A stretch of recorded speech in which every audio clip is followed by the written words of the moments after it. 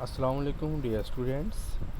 अच्छा, इस वीडियो में हम आपको बताएंगे कि गेट सब्जेक्ट टेस्ट क्या होता है और गेट सब्जेक्ट टेस्ट कब कहाँ तक वैलिड होता है, इसका क्या फ़ायदा है। ठीक है, इसको कैसे पास कर सकते हैं, इसकी मार्क्स की डिवीज़न किस तरह से होती हैं। ठीक है, आप हमारे चैनल को सब्सक्राइब कर दीजिए ताकि आपको इस तरह की वीडियो मिलती जाए। तो देखते हैं गेट सब्जेक्ट का जो सब्जेक्ट है, ये ग्रेजुएट असेसमेंट टेस्ट। तो ये पीएचडी में एडमिशन के लिए होता है। टू एडमिशन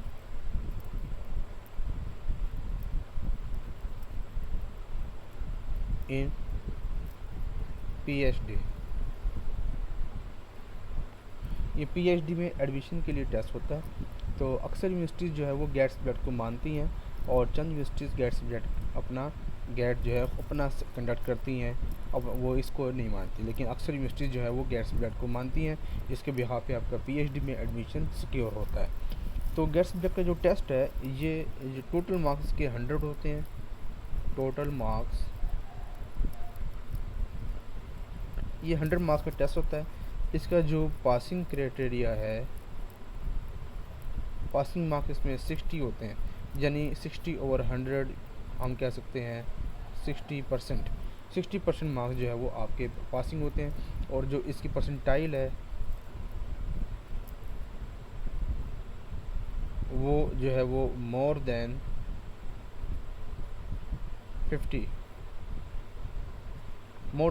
हो परसेंटाइल, ये भी इसमें काउंट की जाती है। ये परसेंटाइल जो है इतनी मैटर नहीं करती, असल चीज़ मार्क्स हैं। मार्क्स आ जाए परसेंटाइल भी मैनेज हो जाती है। तो मार्क्स की जो डिवीज़न है इसके अंदर, मार्क्स की डिवीज़न कुछ इस तरह से होती है। जो मार्क्स की डिवीज़न है, इसमें इंग्लिश वर्बल, इसमें इंग्लिश वर्बल आपको आएगा 15 नंबर का, और जो एनालिटिकल है ये भी 15 नंबर का आएगा। और जो आपका सब्जेक्ट है इसके अंदर, ये 70 मार्क्स का आएगा, यानी 15%, 15% और 70%। ये जो है असल चीज़ आपकी, ये मेन चीज़ 70% है। जो आपका सब्जेक्ट है, आपका सब्जेक्ट मैथमेटिक्स है, आपका सब्जेक्ट इस्लामिक स्टडी है, आपका सब्जेक्ट ये केमिस्ट्री है, कोई और साइंस या कॉमर्स का सब्जेक्ट है, ये जो है उसमें होता है। तो जो अब हम बात करेंगे गेट सब्जेक्ट मैथमेटिक्स की, gate subject mathematics,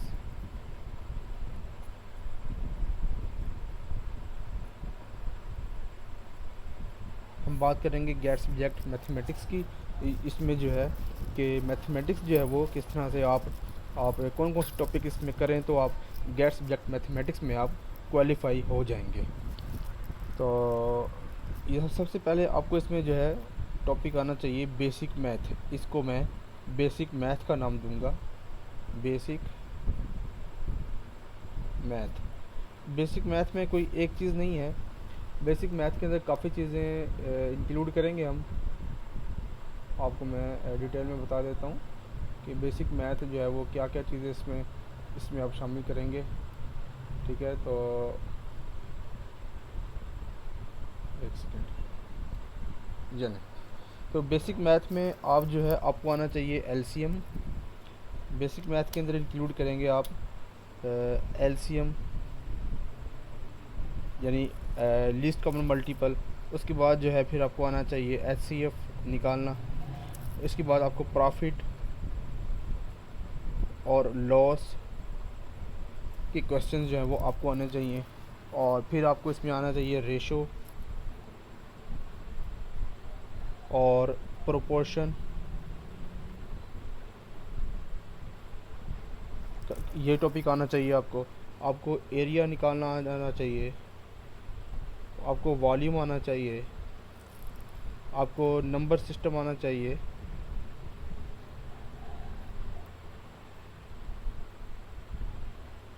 number system of the base 2, of the base 5,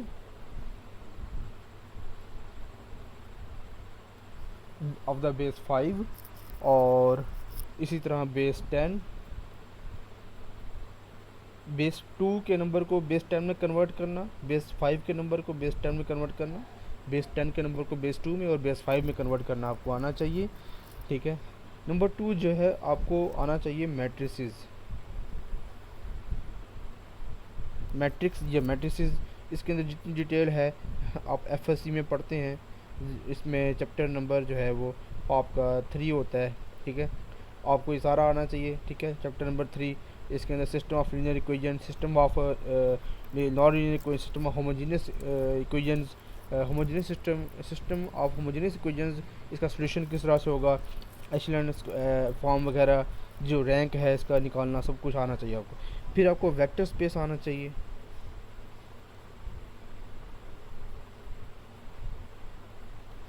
आपको वेक्टर स्पेस आना चाहिए। इसके बाद जो है आपके लिए इम्पॉर्टेंट वेक्टर स्पेस है। ठीक है, वेक्टर स्पेस आपको आने चाहिए।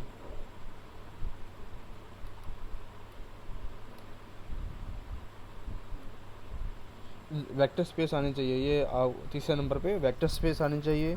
और जो वेक्टर स्पेस है इसके अंदर आपको लीनियरली डिपेंडेंट और लीनियरली इंडिपेंडेंट वेक्टर्स और फिर फाइनाइट डिमेंड, ये जो है टॉपिक आपको आना चाहिए, कम से कम ये टॉपिक हो। बाकी टॉपिक्स जो हैं वो इसके अंदर हम मज़ीद आपके साथ भी डिस्कस करते हैं। तो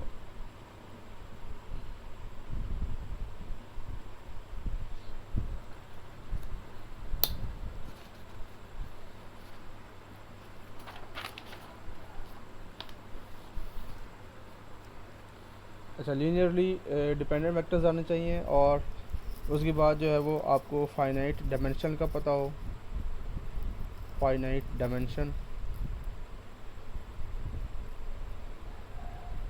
फाइनाइट डायमेंशनल वेक्टर स्पेस पता हो। और फिर आपको स्पैनिंग सेट पता हो,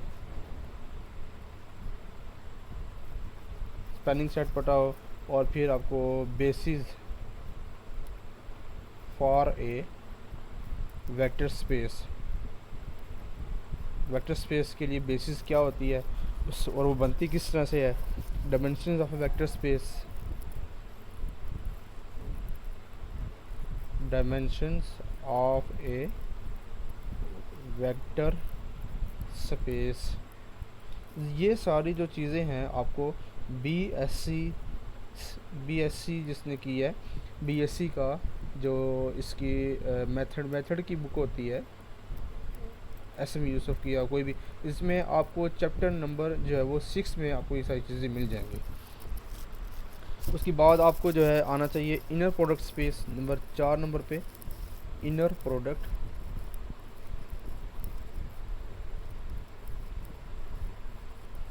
प्रोडक्ट स्पेस, ये इसका चैप्टर नंबर 7 है, इनर प्रोडक्ट स्पेस। और जो 5 नंबर पे जो है वो आपको कैलकुलस, यानी आपको डिफरेंशिएशन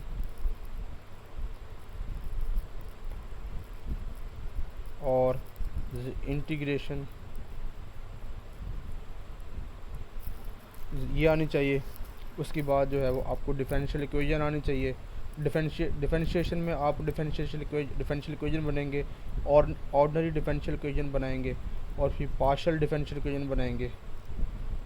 इसका फिर जो है इनका सॉल्यूशन निकालेंगे, सॉल्यूशन ऑफ डिफरेंशियल इक्वेशन। ये आप कम्प्लीमेंट्री फंक्शन निकालेंगे या फिर आप पर्टिकुलर सॉल्यूशन निकालेंगे या फिर आप पर्टिकुलर इंटीग्रल निकालेंगे। ठीक है, ये आपको जो चीज़ें हैं चैप्टर नंबर 9 और 10 बीएससी का इसमें मिल जाएगा।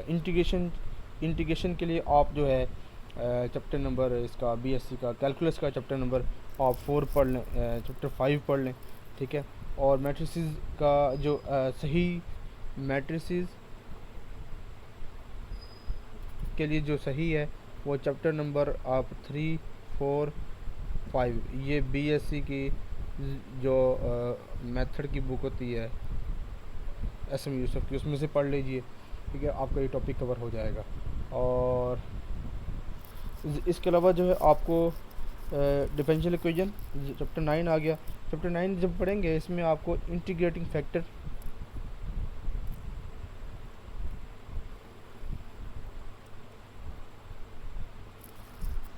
ठीक है, फैक्टर आप निकालना सीखेंगे। इसमें आपको होमोजीनियस डिफरेंशियल इक्वेशन आनी चाहिए, ठीक है, लीनियर डिफरेंशियल इक्वेशन और बर्नौलीज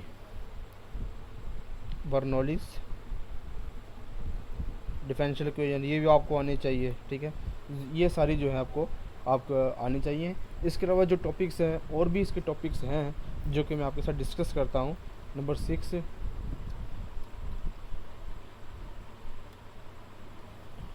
नंबर पे आपको जो है ना इसमें आपको वेक्टर्स का टॉपिक यानी स्केलर प्रोडक्ट और वेक्टर प्रोडक्ट और फिर इससे वेक्टर एनालिसिस किया, ठीक है, ये आना चाहिए। और फिर जो है आपको नंबर थ्योरी आनी चाहिए, नंबर थ्योरी आनी चाहिए। इसका जो है वो इसका जीसीडी निकालना आना चाहिए। इसका जो है आपको जीसीडी आ गया, ठीक है, लीस्ट काउंट एलसीएम आना चाहिए इसका फिर आपको डायफंटाइन इक्वेशन आनी चाहिए। डायफंटाइन इक्वेशन का थोड़ी सी इन्फॉर्मेशन आपके पास होनी चाहिए, ठीक है, ज़्यादा भी ना हो, थोड़ी बहुत इन्फॉर्मेशन जो है आपके पास लाजमी होनी चाहिए।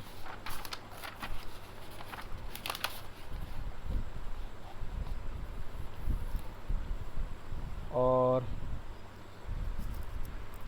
इसके बाद जो है आपको मैकेनिक्स आनी चाहिए,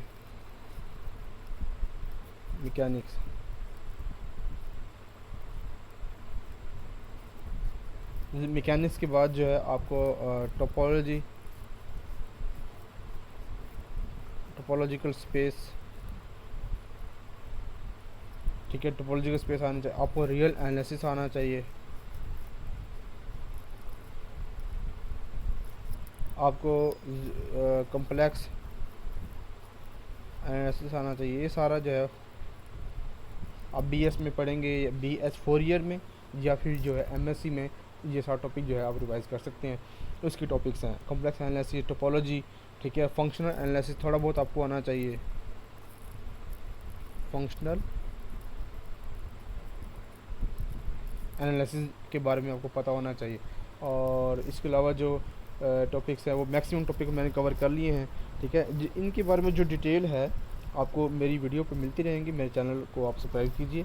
इस चैनल के अंदर जो है आपको इन टॉपिक्स के बारे में थोड़ी थोड़ी जो नो हाउ है आपको मिलती जाएंगी। आप हमारी वीडियो देखने का बहुत बहुत शुक्रिया। अस्सलाम वालेकुम।